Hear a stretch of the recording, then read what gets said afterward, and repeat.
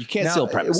Why is it that the comedy game, and I've been in the, the minor leagues here in LA for 4 years, so I'm a rook.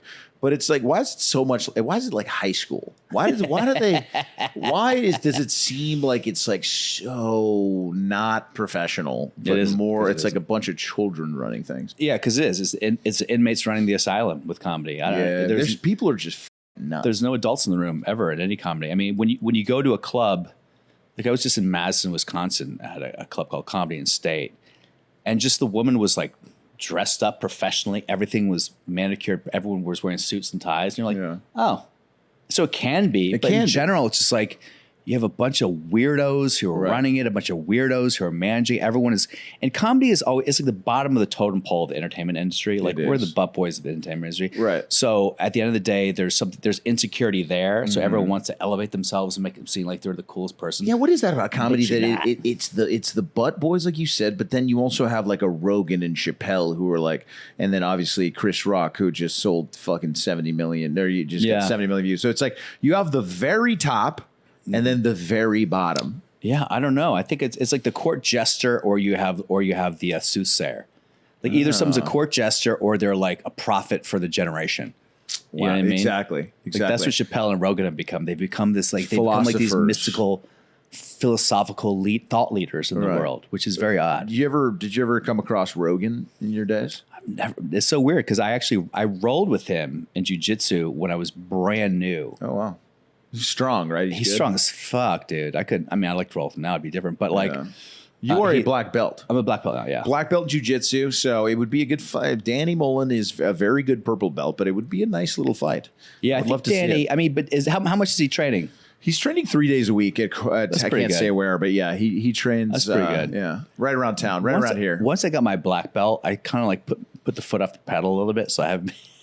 Because once you're black belt and you show up, all the blues and the purples want to fucking murder you. Oh yeah. Like what a feather in their cap if they can tap you. They can tap you. So it's like an annoying. And you're in good shape, but is it like, what kind of rolling shape do you have to be in order to really be ready to take down, like to be able to tap any purple belt? Like what do you have to, how often do you have to be rolling? Oh, I don't think I could tap any purple belt. I mean, honestly, I have like 2 or 3 submissions that are consistent, and if you know how to defend it, then I'm fucking done. Really?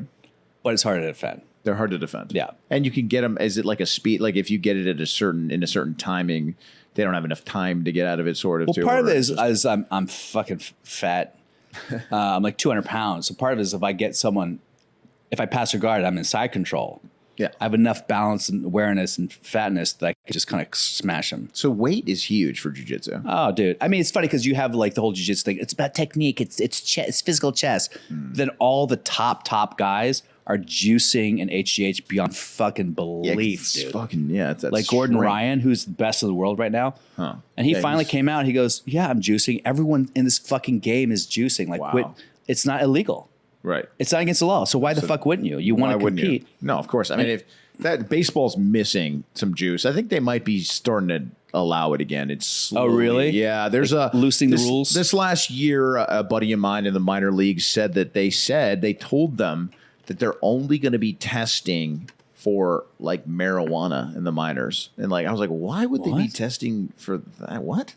So they kind of like gave them the go, like less weed, more roids type thing, like interesting. But yeah, that's what he told me. And then I think that there was probably like a little article you could find somewhere if you look it up, but they don't want to like blast it. But yeah, I think they want something to go on. It seems like the pitchers who are all throwing, like, it's so hard that I don't know. I think they've reached the peak of like of what a human can do, how hard a human can throw a baseball. It seems like the technology, like the training for throwing in baseball has become so advanced that like guys are throwing so goddamn hard that the arms are just like shattering. So I don't know. It's like, it seems like it's just, there's probably performance enhancing drugs involved. I think that's why they say they don't like want steroids in baseball, is that like it'll get like too dangerous for how fast they'd be able to throw. Yeah, I mean, it's already, you have less than it's 0.04 of a second is what you have to react. It's like 0.4 of a second. How many people died playing baseball? It used to be not a fairly common occurrence, but it would be a couple a year from the bat being hit back to the pitcher, because they would be like right now in the big leagues, the guy that hits, I think the hardest hit ball is like almost 120 miles an hour. If that were to be hit right back to the pitcher and it hit him in a certain spot, he could die. There's been deaths like that. Yeah. And didn't your relationship with your dad die because of baseball? I would say, yeah, dude. Yeah, you know it. No, it's like, he spent a lot of time with me playing, and I think he would have liked it if I made it to the bigs. Yeah. Did he ever make you feel guilty for not? Not really, like, but Leo, you disappointed me, son. It was kind of like when I was an extremely good baseball player, like even in college, like set records, whatever. But as soon as it seemed like he was like certain that I wasn't going to be a pro anymore, he kind of just like stopped coming to the game. So it wasn't like he directly said it. Yeah. He was like, I'm going to come and support you. And, and then one day I was like, whatever. Yeah. So that was kind of like, it was weird. But, baseball has given me so much that it's hard for me to ever regret. I mean, most people, they do a sport and they don't get any level of success. Yeah. I mean, I was a soccer player, and it's not like I fucking was recruited for. Would you play in college though, right? I played my freshman year. Yeah. Dope. Yeah. But I was captain, MVP, All-State in Virginia as a soccer player.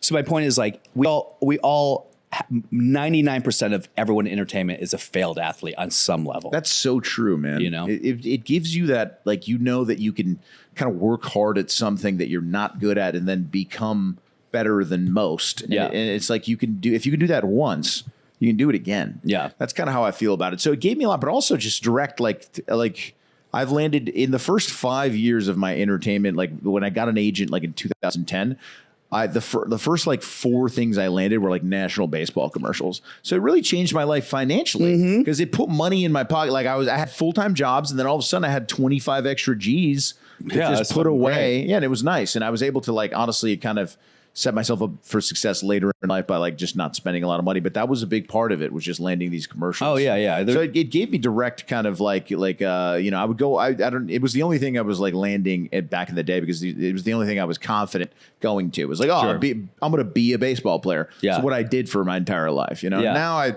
finally have I've stopped giving a fuck after The Bachelorette when I got canceled.